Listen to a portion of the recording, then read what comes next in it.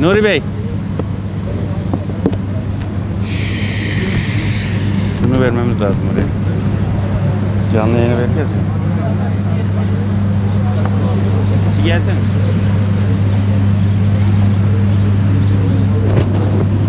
Bu canlı yayının sesi olduğu için Tamam. en azından elinde bunu. Tamam bunlar. Onları sonra verebiliriz. Sıkıntı yok. Tamam. Kur'an okunurken sesi vermemiz lazım.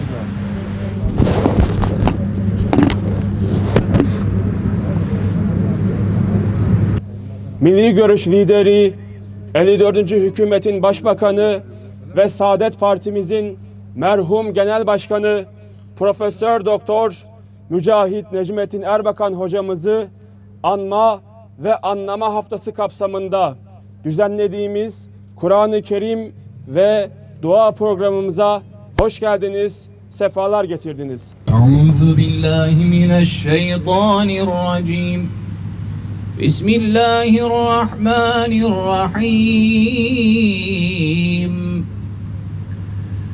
وآية لهم أنا حملنا ذريتهم في الفلك المشحون وخلقنا لهم من مثله ما يركبون وإن نشأ نغرقهم فلا صريخ لهم ولا هم ينقذون إلا رحمة منا ومتاعا إلى حين وإذا قيل لهم اتقوا ما بين أيديكم وما خلفكم لعلكم ترحمون وما تأتيهم من آية من آيات ربهم إلا كانوا عنها معرضين وإذا قيل لهم أنفقوا مما رزقكم الله قال الذين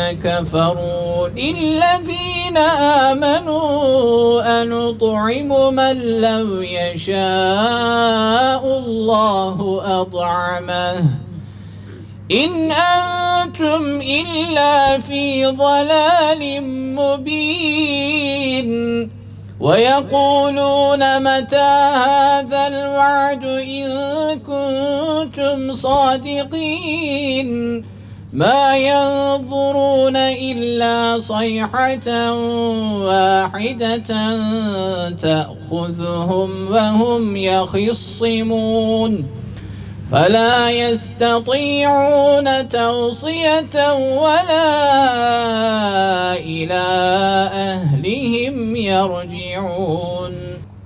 Değerli dava arkadaşlarım, bu mekanlar sözün değil, tefekkürün ifade edildiği, yapıldığı mekanlar. Bu mekanlarda dünya hayatı anlamsızlaşır. Dünyadaki elimizde olan imkanlar anlamsızlaşır. İnsan kendini değerlendirdiği, tarttığı, ölçtüğü, biçtiği bir anlar içerisindeyiz. Ve insanoğlu bu mekanlarda niçin sorusunu kendisine sorar? Niçin bu koşturmacalarımız? Niçin bu mücadelemiz? Niçin bu gayretimiz? İşte bu niçin sorusuna huzurunda bulunduğumuz merhum Erbakan hocamız, sizler de takdir edersiniz ki yalnızca Allah rızası için cevabını hem sözlü olarak hem de fiili olarak hayatının son anına kadar vermiştir. Allah rızasını gözeterek bir hayat yaşamıştır. Hocamız güllük, gülistanlık bir hayat yaşamadı. Siyasi yasaklı hale geldi. Partileri kapatıldı. Önüne onlarca engel çıkartıldı. Hapse atıldı. Binlerce iftiralara maruz kaldı.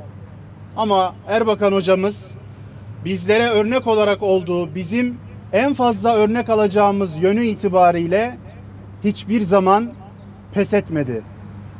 Her zaman yoluna devam etmesini bildi. yeniden başlamasını bildi.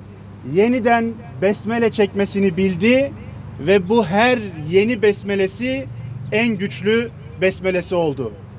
Dolayısıyla bize miras olarak bıraktığı idealleri, hedefleri, ömrü hayatındaki istikameti doğrultusunda biz de pes etmeksizin yalnızca Allah'ın rızasını gözeterek her an, her dem yeniden başlamasını bileceğiz ve yeniden besmele çekmesini kıyamete kadar, ömrümüzün son anına kadar hocamızın yaptığı gibi takatinin son noktasına kadar biz de bu uğurda gayret göstereceğiz inşallah. Ya Rabbena tekabbel minna inneke entes semi'ul alim ve tub aleyna ya Mevlana inneke entet tevvabur rahim vehdina ve veffikna ilel hakkı ve ila tariqin müstakim bi bereketil Kur'anil azim ve bi hurmeti men erseltehu rahmeten lil alemin.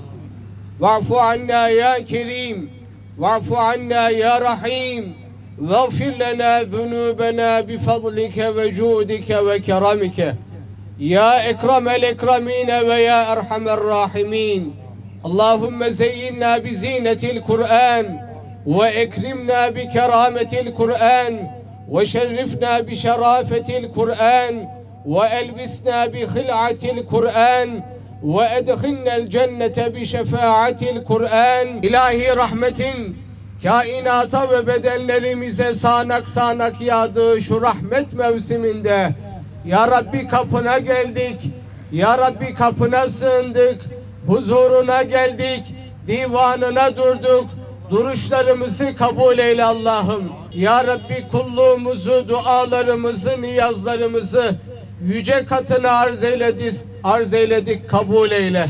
Yalnız sana ibadet ediyor ve senden yardım istiyoruz. Bu duruşumuzu, niyetlerimizi kabul eyle ya Rabbi. Ya Rabbel Alemin. Efendimiz Aleyhisselatu Vesselam bugünlerde Allahümme barik lena fi Recebe ve Şaban ve bellighna Ramazan diye dua ederlerdi. Allah'ım Recep ve Şaban ayını bizler için bereketli günler eyle ve bizleri arınma mevsimi ayı olan Ramazan-ı Şerif'e ulaştır.